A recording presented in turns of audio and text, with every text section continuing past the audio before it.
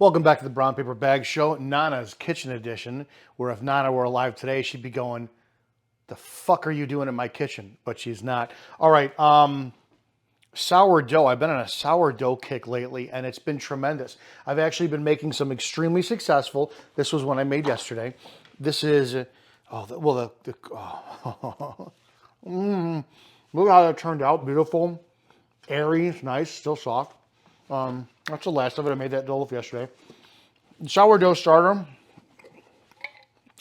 I've gotten down to a science, and once you get it done, it literally is.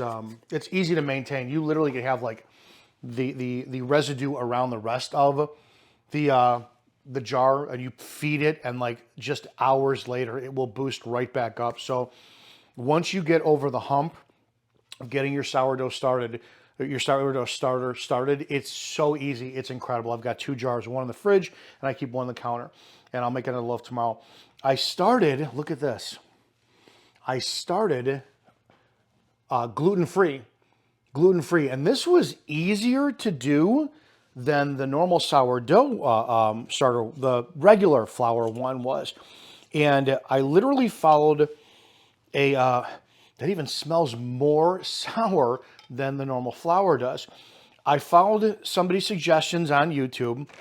I had, this was Red Mill. I had 1-to-1 baking flour, gluten-free. That's what we're doing, gluten-free today. And I literally followed the instructions to where it was over a 5-day period, just 2 tablespoons of gluten-free and 2 tablespoons of water, hence the 1-to-1. And it was 5 days. Every day I fed it. Here's, I didn't wait every other day, and I didn't discard any either. This is after 5 days, and the volume is huge, and it's very airy, and it's got that distinct flour smelling of sourdough. It's fantastic. So I want to make a loaf. I want to see how it goes. I looked up online, and there's a lot of different recipes, and the one that I went to ChatGPT, and I said, make me a structured outline to do sourdough with gluten-free flour and a gluten-free starter. And what it gave me was flour, water, salt, and tapioca starch. I'm like, what the fuck is tapioca? So I said, I don't have tapioca starch. What is that? That says substitute sugar or honey. So we're going to use honey with that.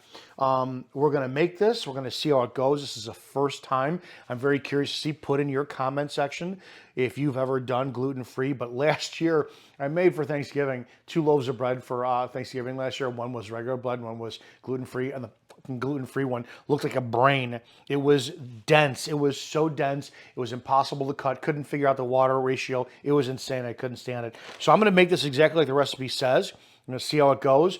And this is going to be very interesting. This is the first time. But if you're intimidated for the starter with regular flour, and once it gets going, the sourdough, the gluten-free was insanely easy. It was literally 2 tablespoons of gluten-free flour, 2 tablespoons of water. Feed it every day. You don't discard any of it. And at day 5, you should see, day 5, here you go. So let's give this a go and see how it works and see how gluten-free flour turns out for sourdough bread. Also, as you know, click subscribe. There's a notification bell. Once you click subscribe, go click it and then say all notifications. Do it. Help the channel grow. Comment below. Let us know what you want to see. And all right, let's make a mess of some shit. All right, so here's what we got. We need the dry ingredients are 2.5 cups of King Arthur measured for flour, 1 3/4 teaspoon of fine sea salt, and 2 tablespoons of honey, 1 cup of active starter, gluten-free, 1 1/3 cup or 315 grams of warm water. It says King Arthur flour needs more hydration without starch, and 2 tablespoons of olive oil.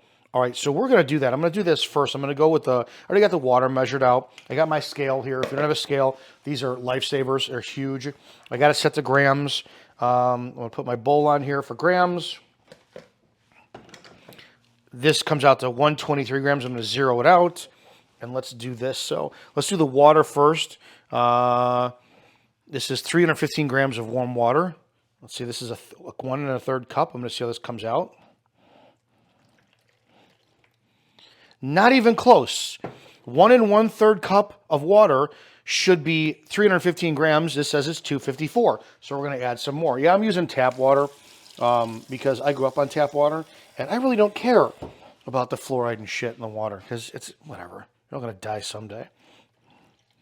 Let's keep going. Okay, that's 330, 332, a little bit more than I want. So we're going to get some out of this. 307, 308. Let's keep going. Sounds like my urine stream because I'm a man who's 50 with an enlarged prostate. Okay, done. Okay, we're going to do 2 tablespoons of olive oil. Of course, I'm Italian. Of course, I have olive oil. We're going to do that right here. Minchia. Olive oil. Look at this one. This is a lot more steps than the regular bread, which is just salt, water, the starter, and the flour. Okay. We're going to add in 220 to 240 grams of active sourdough starter. I hope I have enough. Holy shit, I didn't think about that. Hang on a second. What if I don't have enough? Well, I guess we'll make do, right? Because it's all going to ferment anyways. And I think it's just got to be a suggestion anyway, so we'll see how that goes. I know I'm going to need this for the honey, so I'll put this over here.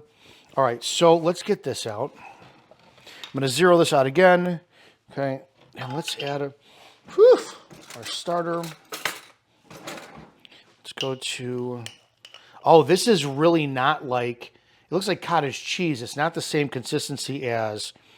the real kind of aerated flour. 150. Ooh, this is going to be by the skin of my fucking teeth on this one. 186. Oh my God. We might have just enough for this. Okay, 207. 207. Okay, we'll see. Let's see. A couple more. Couple 2 trees. Yeah, 210. Okay, listen. That was really close. I mean, there's no way in hell that my loaf of bread is going to be screwed up because I'm 10 grams off of starter. It's right there, right? Oh my gosh. Okay, hang on. 215. I'm 5 grams shy of it, but you know what? Let's see what it does anyways. Now, I'm out of that completely, which means I'm going to have to start the whole process all over again for the 5 days, and I'll show you what I do for that. Okay, there's that. 1 and 1. So 2 tablespoons of fine sea salt. I don't have... Oh, yes, I do. Holy shit, I can't believe I bought this. I'm using all-natural sea salt. Fine. How are you? I'm fine. I didn't know I had this. Then I've learned over the years too. Keep your sea salt closed, otherwise the moisture is going to get into it, and you're going to have this problem. So this is a learning channel. Oh my gosh, it's going to be a pain in the ass here. Let's do this instead. Yeah, we really need to have 1, and I think that's 2. Okay, close it all the way up because we don't want the moisture in there. Boom. Okay, we have that. Taste olive oil, sea salt. I got that. 1 through 1. 2 tablespoons of honey or sugar. I'm going to go with, because I'm local, local honey, Heavenly Honey, local honey. It's from Illinois.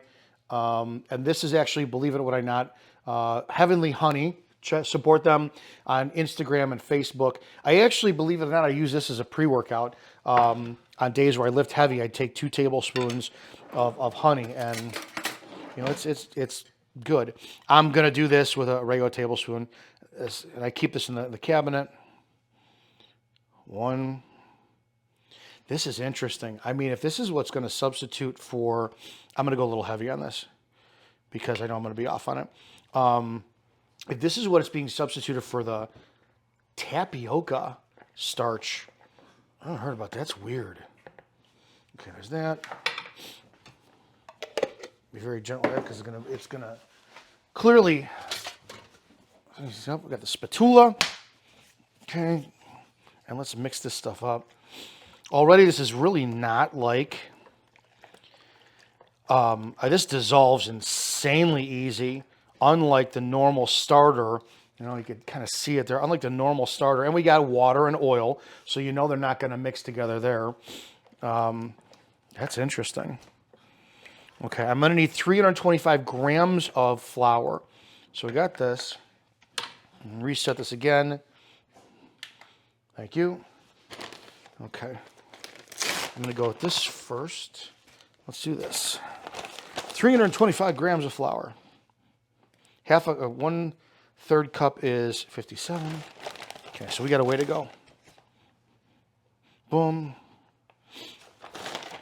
I don't know. You know, for all you guys who do this, who are just, you guys are like artisan. You know, you guys are artists when you do this. I have so much fucking respect for you. It's ridiculous. Because this is a lot. It's a lot of friggin', like, you have to really focus on this when you're doing it. Okay. 330, 325. Ooh. Oh, you mean I didn't have to go out and get that other bag? Yeah, I need to make more starter anyways. Oh, look at this. Oh, come, yes. All right, 328 grams. That's good enough. All right, let's mix this together. Thank you, Scale. Scale was on Amazon for $9. It was great. I strongly suggest you get one. All right, so I'm going to mix this. This is paste. Yeah, this is paste. This is a lot different than working with conventional or normal human being flour. Now, if this was me with normal flour, I would be wanting to add in more flour because this is not like the normal dough that I'm used to. This is, I mean, look at this. It's not, you can't, normal dough is a lot thicker. I'm following this recipe, man. I'm not comfortable with this. It's like, I don't know. Hey, all right, then it says, I got the flour. No, I got the salt, got the honey, starter, warm water, and oil. I got that. The dough will be thicker. This dough will be thicker than batter, but looser than wheat dough. Okay. Well, yeah, this is thicker than like peanut, or not peanut butter, waffle batter and pancake batter. Okay, fine. And it's not sticking to the side of my, this is a very, very weird consistency. So just so you know about that. Let rise for 3 to 6 hours at room temperature or overnight in the fridge. I'm going to go with overnight in the fridge. It's Saturday night right now, almost 8 o'clock. So I'm going to put this in the fridge all overnight to see how this goes. And then we'll come back tomorrow to see what this is. But this is going to be the first step. This is different than normal flour. So we will see how this goes tomorrow. And shit. All right, let's all wish us luck together. And I'm going to make more starter. Actually, I'll do that now so you can see. So I'll put this off the side. I'm going to cover it up. So if I'm going to make my starter, because I have to make more, it's literally, I'm going to take the jar they had it in. And hopefully this, I don't know if this is enough to start the fermentation process all over again. But I know that, yeah, with normal starter, it is. It's that cool. So we have this. Fuck it, I don't have enough in there. Really? I bench press over 300 pounds. I can't rip this fucking thing open. Oh, here we go. Okay. All right. So this is King Arthur. That was...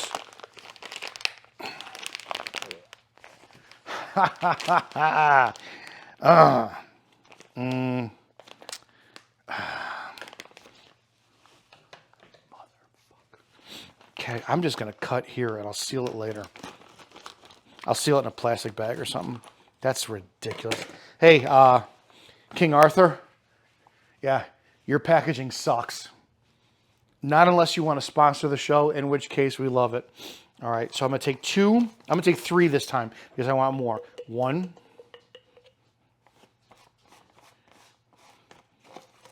2, 3, and I'm going to do the same thing with water. That's it.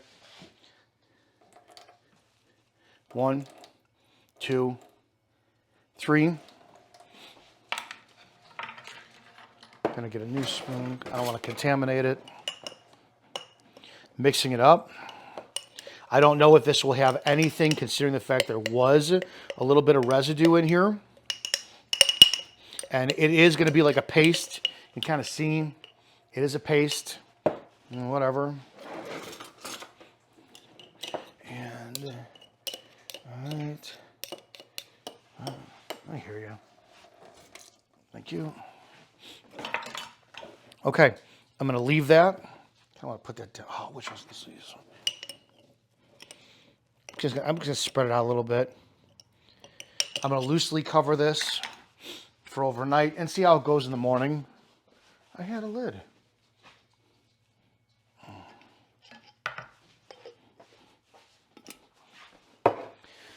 We'll see how that goes in the morning. Okay, so this is going in the fridge. I'm going to leave it overnight. We're going to see how it gets up in the morning, and we'll go from there. So, all right, cross your fingers. See you in a few hours.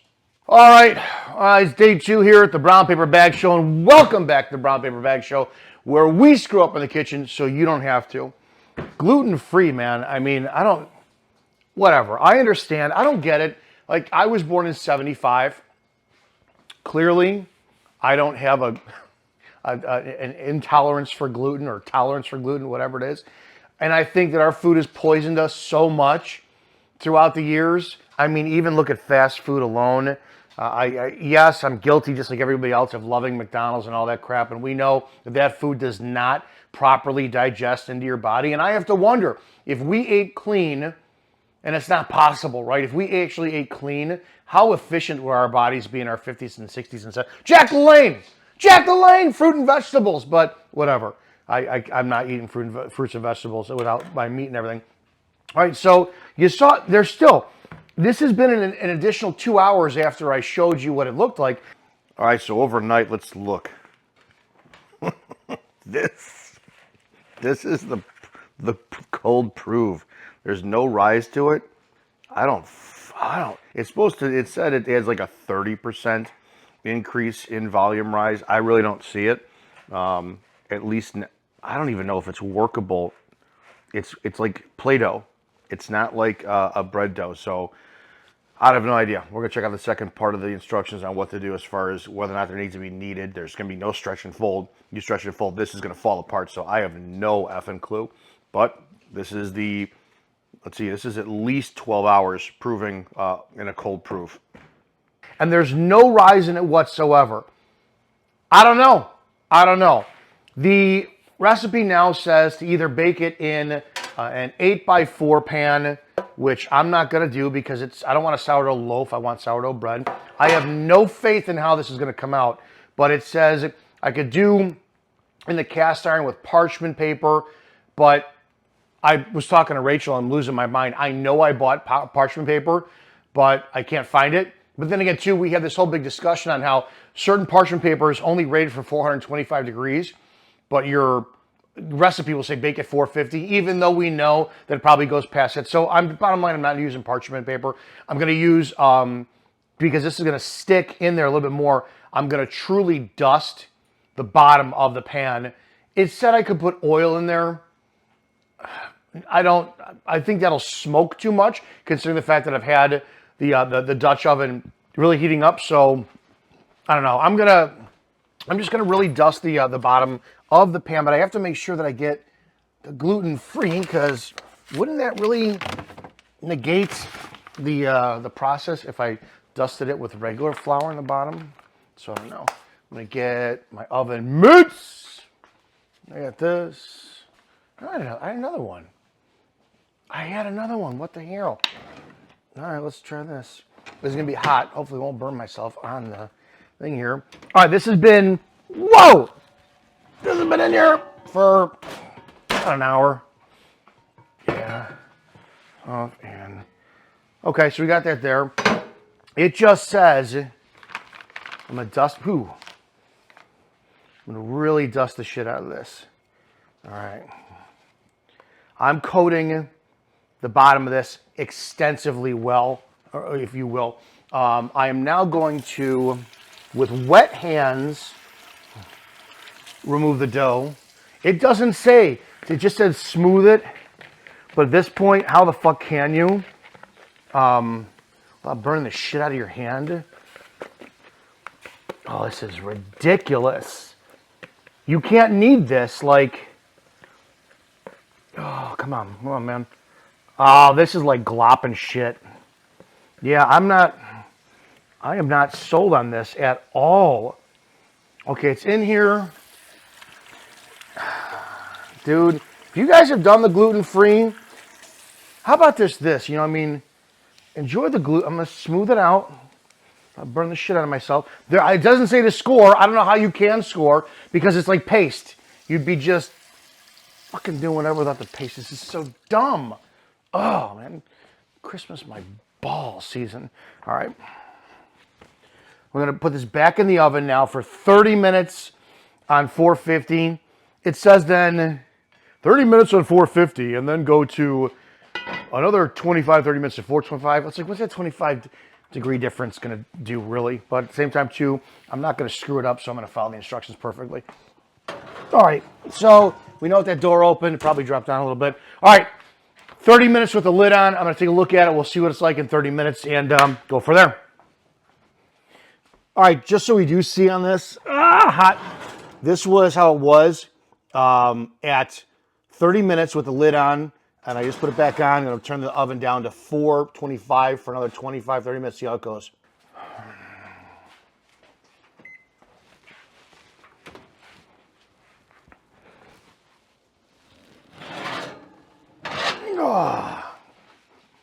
All right. This has been another 30 minutes in the oven without the lid on. And I was just looking over the instructions, and it said, warning, if you don't, what do you call it? If you don't oil the bottom of the loaf, it's like it's permanent sticking. And I'm like, whatever. I almost missed a step to where if you don't oil, but I floured extensively, the gluten-free dough will form a permanent sticking point in your Dutch oven. Fucking wonderful. Okay, let's take this out. That's the alarm. I was actually 2 minutes early. Well, 1 minute early. All right. I mean, I'm not going to sit there and... I'm not going to sit there and say that I'm not impressed with this. No.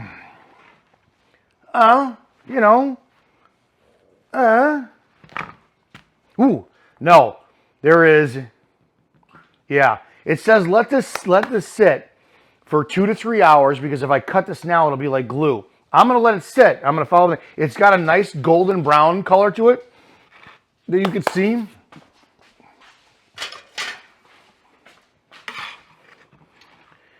Nice little golden brown. Nice. But there's no hard, it's not a hard crust at all. It's almost like a, what is the pastry that like a croissant. That's what it felt like a little bit, almost like a croissant. Yeah, this is very, yeah, it's got some give into it. It's not as light as a croissant, but I'm gonna let this sit for 2 hours minimum. So it's noon, 10 after 12 here. I'm gonna let this sit till 2 o'clock. We'll slice it open, take a look, and see if this if this is fucking worth your time when you make it. I don't know. We'll find out.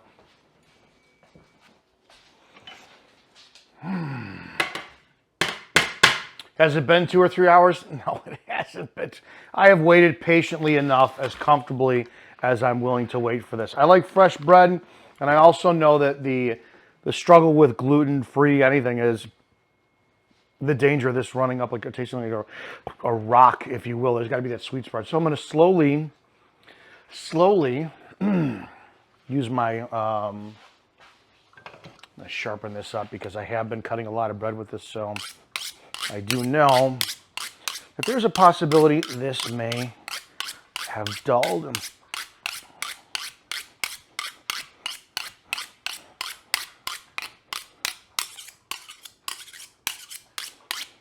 If you got, make sure your bread knife serrated bread knife. All right, I mean, let's get this a little bit open.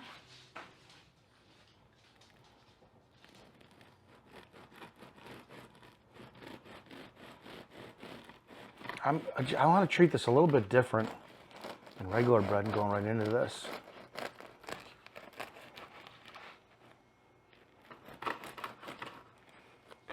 Okay. Oh, wow!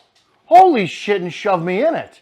Okay, that's got, oh man, I'm not going to lie. That actually smells pretty damn good. Look at, that is insane for gluten-free. The last time I made a gluten-free loaf, no way did it look like that. Not even close. So let's separate. Let me get a little piece here. I'm going to cut this way. Okay. Wow. Wow. If it's going to, I would have baked this a little bit longer. It just feels slightly underbaked. But then again, too, I did it for an hour. Right, it said the second wave of it is you put in the oven for 30 minutes with the Dutch oven lid on there, and then that's at 450. Take the lid off, leave it to 20 to 30 minutes at 425. I chose 425 for 30 minutes. No, I didn't let it sit long enough right after. It says let it sit for 2 to 3 hours or it will be a little bit gluey. Yes, it is a little bit as if it's underbaked. I want a little bit, let's see.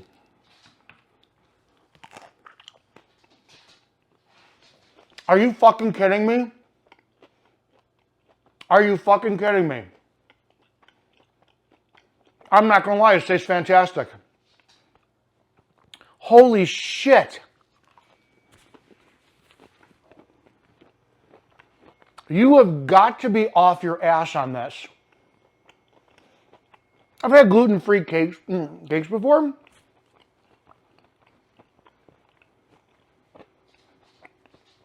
The crust is amazing. If I hadn't been so impatient, let this sit for a couple hours to cool, be fine. I get the gluey is not an issue. You want warm bread, you want to dive in. I've got some homemade garlic butter I'm putting on. And I simply made that with heavy whipping cream.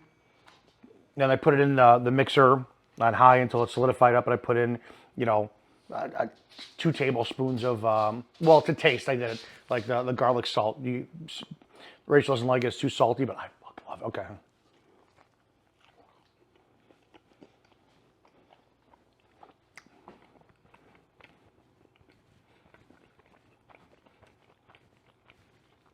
I am not going to lie. If you have a gluten intolerance, oh my God. This turned out 100 times better than I thought it was going to turn out. The texture, even the crust, the taste, it tastes like bread. Wow. Oh my God, wow. This slaps. This is amazing. Okay? Gluten-free bread. It doesn't have that big of a rise, so it's almost like an unleavened bread, or maybe it's the fact, maybe I should have let my starter sit for another couple days. There's holes, it's airy on the inside. Look at that. And the taste, I swear, if you ate this, you would not know that this is gluten-free bread. This is absolutely outstanding. Make sure you go back. I'll put the recipe in the description of how I made this. It was simply the gluten-free starter, which was incredibly easy to do. Same flour that I used as starter, I used to make it. You get the grammages on there, the water, salt, and honey. I used natural honey. I guess that helps with fermentation. I don't even know what it helps for. There's no honey taste in this. It doesn't taste like it's a little bit sweeter. Whatever, maybe that helped out with the bread's flavor. I have no idea. All I know is this is absolutely insane at how good this is. I am seriously fucking impressed. Gluten-free bread, try it. Comment below, let me know what you think. Brown Paper Bag Show, if you're new, subscribe, hit the bell for notifications. Rachel is a cake baking hoe. She's going to be making some more stuff. We'll be back in California in the next couple of weeks to do some more stuff. I know that she's got a laundry list of recipes she wants me to try. Got to do, Thanksgiving is coming up, so I'm going to make my mother's raviolis and gravy, because that's our tradition with Thanksgiving. We didn't really do a turkey. It was always homemade raviolis. So I'm going to be making those in the next couple of days. We'll do something like that here. And other than that, let us know what you think. And remember, brown paper bag, that's the color, the perfect color of a cup of coffee. And if you're not drinking that way, I don't know what to tell you. See you guys in the next video.